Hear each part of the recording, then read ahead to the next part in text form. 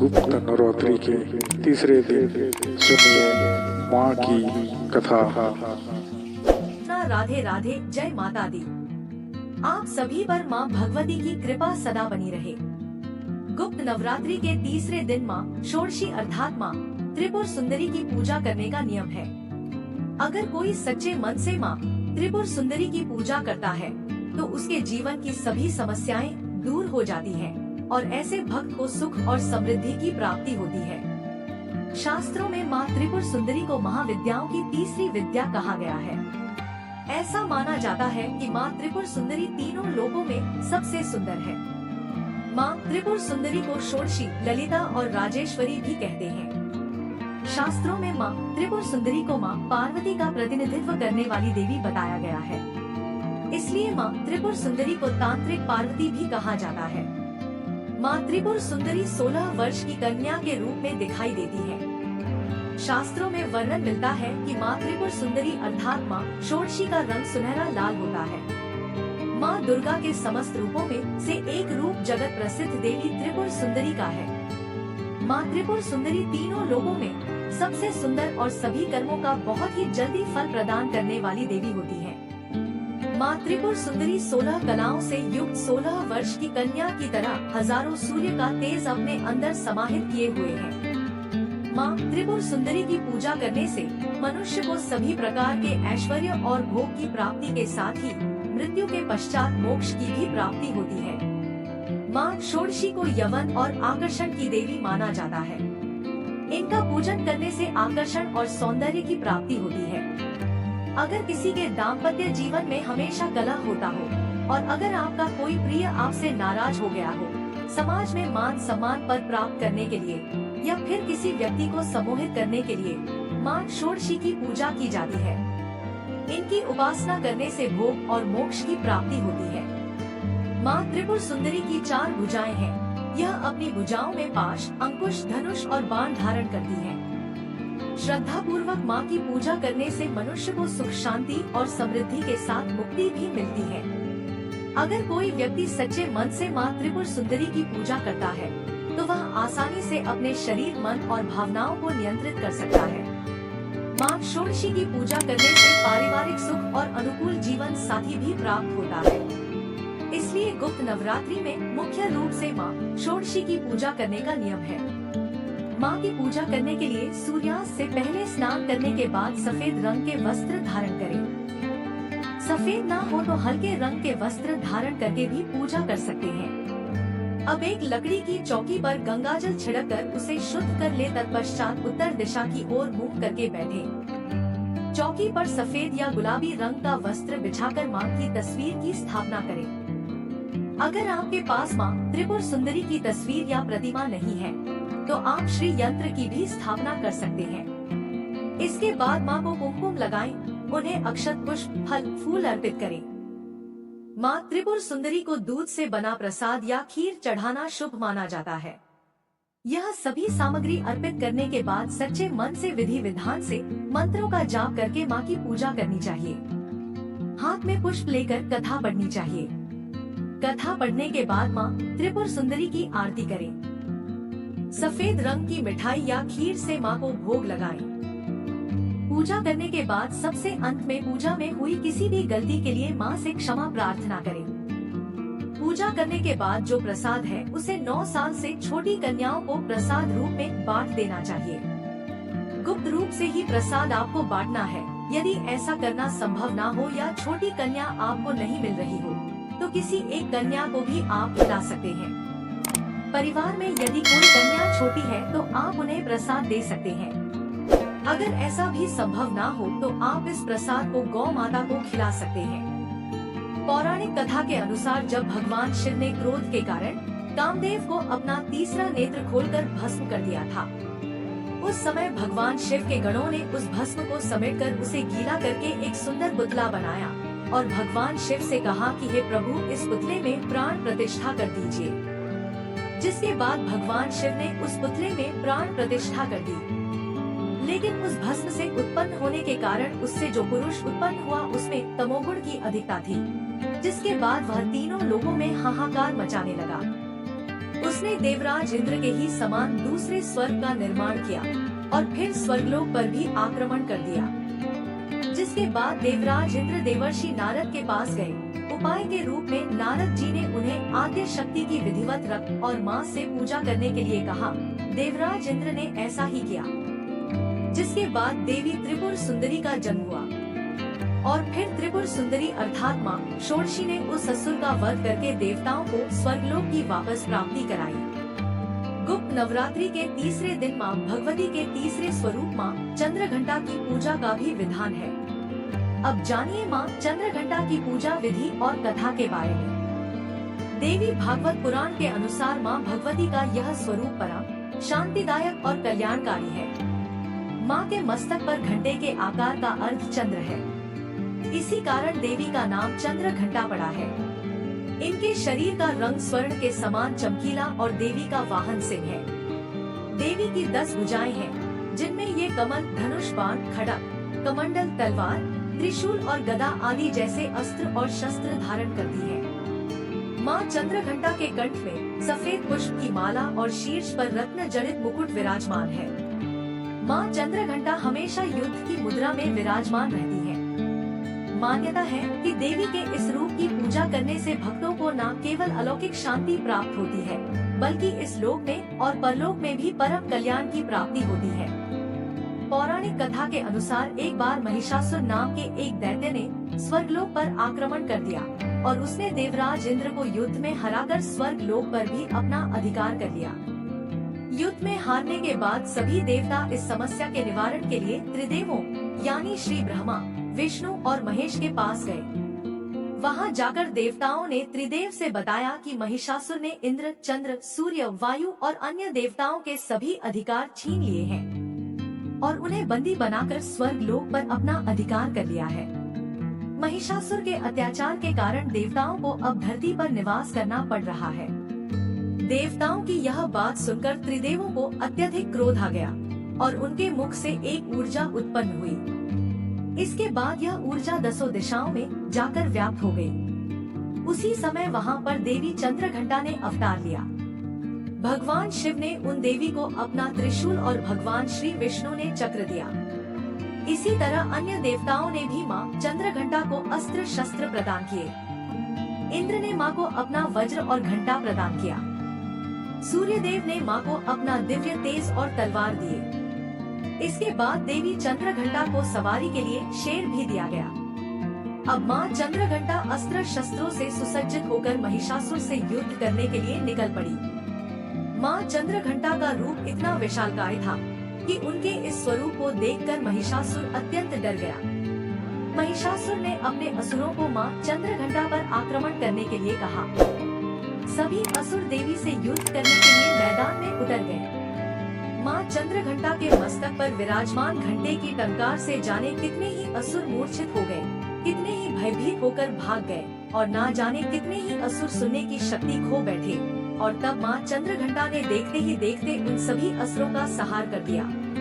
महिषासुर अपनी पूरी ताकत के साथ देवी के साथ युद्ध करता रहा और अंत में देवी ने महिषासुर का भी वध कर दिया। यह देखकर देवता गण अत्यंत प्रसन्न हो उठे और उन्होंने आकाश से देवी पर पुष्प वर्षा की। आकाश में दुंदुभियां बज उठी और इस प्रकार चारों ओर शांति ही शांति छा गई। इस तरह देवी चंद्रघंटा ने देवताओं की रक्षा कर उन्हें स्वर्ग लोक की प्राप्ति कराई। एक बार प्रेम से बोलिए चंद्रघंटा माता की जय। प्रिय श्रोताओं, अब सुनिए महिषासुर मर्दिनी स्तोत्र का हिंदी अनुवाद। श्री महिषासुर मर्दिनी स्तोत्र के रचयिता श्री शंकराचार्य जी थे। इसमें महिषासुर का वध करने वाली मां दुर्गा को नमन किया गया है। महिषासुर की तड़प देख मां दुर्गा के अंदर ममता उमड़ने लगी। मां दुर्गा की दृष्टि से महिषासुर के शरीर में फिर से चेतना लौटने लगी, जिसे देख सभी देवता भयभीत हो गए। मां दुर्गा का ध्यान हटाने के लिए उस वक्त देवताओं ने एक स्तोत्र का पाठ करना शुरू किया, जिसे श्री महिषासुर मर्दिनी स्तोत्र के नाम से जाना गया। पर्वतराज हिमालय की कन्या, पृथ्वी को आनंदित करने वाली, संसार को हर्षित रखने वाली, नंदीगढ़ से नमस्कार की जाने वाली, गिरि श्रेष्ठ विंध्याचल के शिखर पर निवास करने वाली, भगवान विष्णु को प्रसन्न रखने वाली, इंद्र से नमस्कृत होने वाली, भगवान शिव की भार्या के रूप में प्रतिष्ठित, विशाल कुटुंब वाली और ऐश्वर्य प्रदान करने वाली है भगवान शिव की प्रिय पत्नी महिषासुर मर्दिनी पार्वती। आपकी जय हो, जय हो। देवराज इंद्र को समृद्धशाली बनाने वाली, दुर्धर तथा दुर्मुख नामक दैत्यों का विनाश करने वाली, सर्वदा हर्षित रहने वाली, तीनों लोगों का पालन पोषण करने वाली, भगवान शिव को संतुष्ट रखने वाली, पाप को दूर करने वाली, घोर गर्जन करने वाली, दैत्यों पर भीषण कोप करने वाली, मदांधों के मद का हरण कर लेने वाली, सदाचार से रहित मुनि जनों पर क्रोध करने वाली और समुद्र की कन्या महालक्ष्मी के रूप में प्रतिष्ठित है भगवान शिव की प्रिय पत्नी महिषासुर मर्दिनी पार्वती। आपकी जय हो, जय हो। जगत की माता स्वरूपिणी, कदम वृक्ष के वन में प्रेम पूर्वक निवास करने वाली, सदा संतुष्ट रहने वाली, हास परिहास में सदा रत रहने वाली, पर्वतों में श्रेष्ठ ऊंचे हिमालय की चोटी पर अपने भवन में विराजमान रहने वाली, मधु से भी अधिक मधुर स्वभाव वाली, मधु कैटब का सहार करने वाली, महेश को विदीर्ण कर डालने वाली और रास क्रीड़ा में मग्न होने वाली है भगवान शिव की प्रिय पत्नी महिषासुर मर्दिनी पार्वती। आपकी जय हो, जय हो। गजाधिपति के बिना सूर के धड़ को काट काट कर सैकड़ों टुकड़े कर देने वाली, सेनाधिपति चंड मुंड नामक दैत्यों को अपने भुजदंड से मार मार कर विदीर्ण कर देने वाली, शत्रुओं के हाथियों के गंडस्थल को भंग करने में उत्कट पराक्रम से संपन्न कुशल सिंह पर आरूढ़ होने वाली है भगवान शिव की प्रिय पत्नी महिषासुर मर्दिनी पार्वती। आपकी जय हो, जय हो। शरणागत शत्रुओं की स्त्रियों के वीर पतियों को अभय प्रदान करने वाली, हाथ से शोभा पाने वाली, तीनों लोगों को पीड़ित करने वाले दैत्य शत्रुओं के मस्तक पर प्रहार करने योग्य, तेजो में त्रिशूल हाथ में धारण करने वाली तथा देवताओं की दुंदुभी से निकलने वाली दुम दुम ध्वनि से समस्त दिशाओं को बार बार गुंजित करने वाली है भगवान शिव की प्रिय पत्नी महिषासुर मर्दिनी पार्वती। आपकी जय हो, जय हो। अपने हुंकार मात्र से धूम्रलोचन तथा धूम्र आदि सैकड़ों असुरों को भस्म कर डालने वाली, युद्ध भूमि में कुपित रक्तबीज के रक्त से उत्पन्न हुए अन्य रक्तबीज समूहों का रक्त की जाने वाली और शुंभ निशुंभ नामक दैत्यों के महायुद्ध से तृप्त किए गए मंगलकारी शिव के भूत पिशाचों के प्रति अनुराग रखने वाली हे भगवान शिव की प्रिय पत्नी महिषासुर मर्दिनी पार्वती। आपकी जय हो, जय हो। समरभूमि में धनुष धारण कर अपने शरीर को केवल हिलाने मात्र से शत्रुदल को कंपित कर देने वाली, स्वर्ण के समान पीले रंग के तीर और तरकश से सज्जित, भीषण योद्धाओं के सिर काटने वाली और चारों प्रकार की सेनाओं का सहार करके रणभूमि में अनेक प्रकार की शब्द ध्वनि करने वाले बटुकों को उत्पन्न करने वाली है भगवान शिव की प्रिय पत्नी महिषासुर मर्दिनी पार्वती। आपकी जय हो, जय हो। देवांगनाओं के तत्थाथेथेई आदि शब्दों से युक्त भाव में नृत्य में मग्न रहने वाली, कुकुथा आदि विभिन्न प्रकार की मात्राओं वाले तालों से युक्त आश्चर्यमय गीतों को सुनने में लीन रहने वाली और मृदंग की धुधुक धुधुट आदि गंभीर ध्वनि को सुनने में तत्पर रहने वाली है भगवान शिव की प्रिय पत्नी महिषासुर मर्दिनी पार्वती। आपकी जय हो, जय हो। हे जपनीय मंत्र की विजय शक्ति स्वरूपिणी, आपकी बार बार जय हो। जय जयकार शब्द सहित स्तुति करने में तत्पर समस्त संसार के लोगों से नमस्कृत होने वाली, अपने नूपुर के झंझन झिनझिन शब्दों से भूतनाथ भगवान शंकर को मोहित करने वाली और नटीनों के नायक प्रसिद्ध नट अर्धनारीश्वर शंकर के नृत्य से सुशोभित नाट्य देखने में तल्लीन रहने वाली है भगवान शिव की प्रिय पत्नी महिषासुर मर्दिनी पार्वती।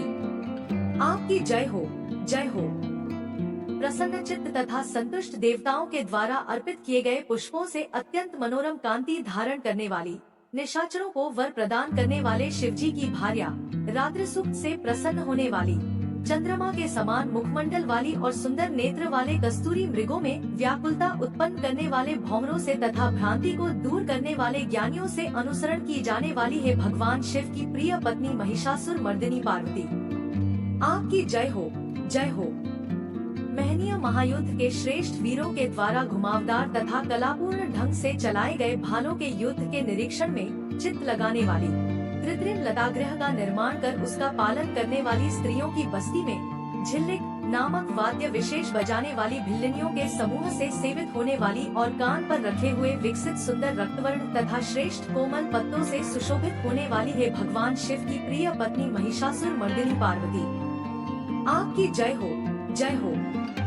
सुंदर दंत पंक्ति वाली स्त्रियों के उत्कंठापूर्ण मन को मुग्ध कर देने वाले कामदेव को जीवन प्रदान करने वाली, निरंतर मच्चुते हुए गंडस्थल से युक्त मदोन्मत्त गजराज के सदृश मंथर गति वाली और तीनों लोगों के आभूषण स्वरूप चंद्रमा के समान कांतियुक्त सागर कन्या के रूप में प्रतिष्ठित है भगवान शिव की प्रिय पत्नी महिषासुर मर्दिनी पार्वती। आपकी जय हो, जय हो।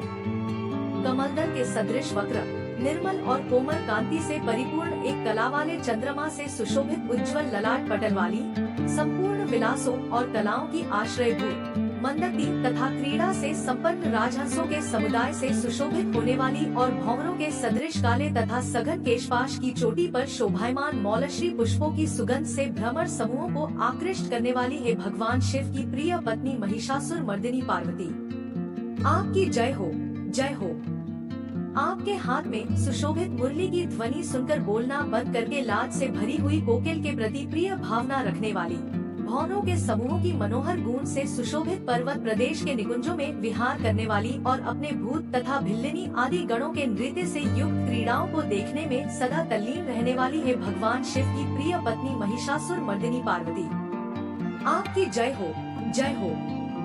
अपने कटि प्रदेश पर सुशोभित पीले रंग के रेशमी वस्त्र की विचित्र कांति से सूर्य की प्रभा को तिरस्कृत कर देने वाली, सुमेरु पर्वत के शिखर पर मदोन्मत्त गर्जना करने वाले हाथियों के गंडस्थल के समान वक्षस्थल वाली और आपको प्रणाम करने वाले देवताओं तथा दैत्यों के मस्तक पर स्थित मणियों से निकली हुई किरणों से प्रकाशित चरणों में चंद्रमा सदृश कांति धारण करने वाली है भगवान शिव की प्रिय पत्नी महिषासुर मर्दिनी पार्वती। आपकी जय हो, जय हो।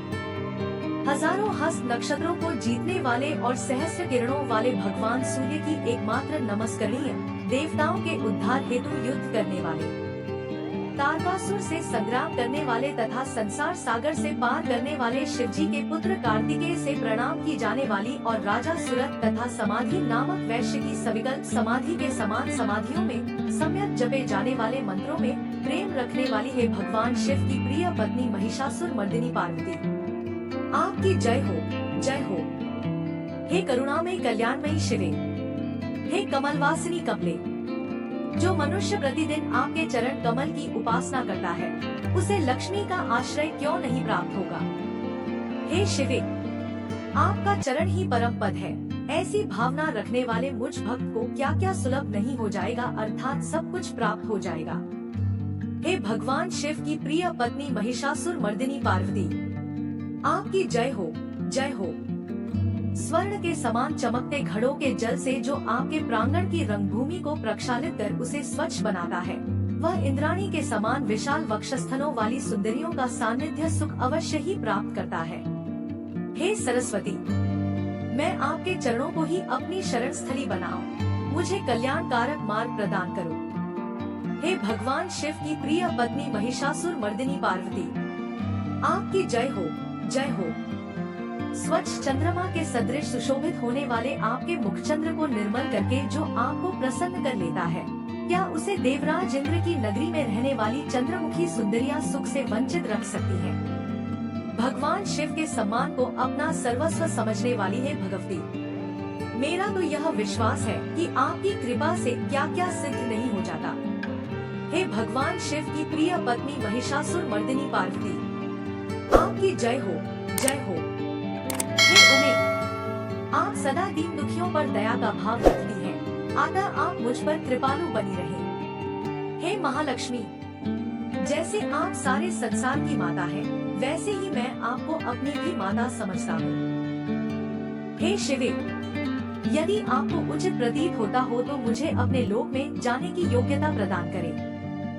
हे देवी, मुझ पर दया करो।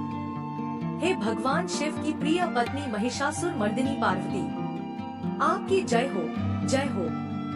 जो मनुष्य शांत भाव से पूर्ण रूप से मन को एकाग्र करके तथा इंद्रियों पर नियंत्रण कर नियम पूर्वक प्रतिदिन इस स्तोत्र का पाठ करता है, भगवती महालक्ष्मी उसके यहाँ सदा वास करती हैं और उसके बंधु बांधव तथा शत्रुजन भी सदा उसकी सेवा में तत्पर रहते हैं।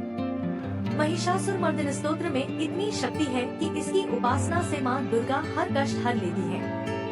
श्री महिषासुर मर्दिनी स्तोत्रम का पाठ करने वाला कभी निर्धन नहीं रहता है। श्री महिषासुर मर्दिनी स्तोत्रम का पाठ करने से सभी मनोकामनाएं पूर्ण मनुष्य श्री महिषासुरमर्दिनी स्तोत्रम का जाप कर मां दुर्गा की स्तुति करता है, उसे जीवन के सभी संकट से मुक्ति मिलती है। श्री महिषासुरमर्दिनी स्तोत्रम से मनुष्य को सभी प्रकार की सुख शांति और समृद्धि मिलती है। जय माता दी।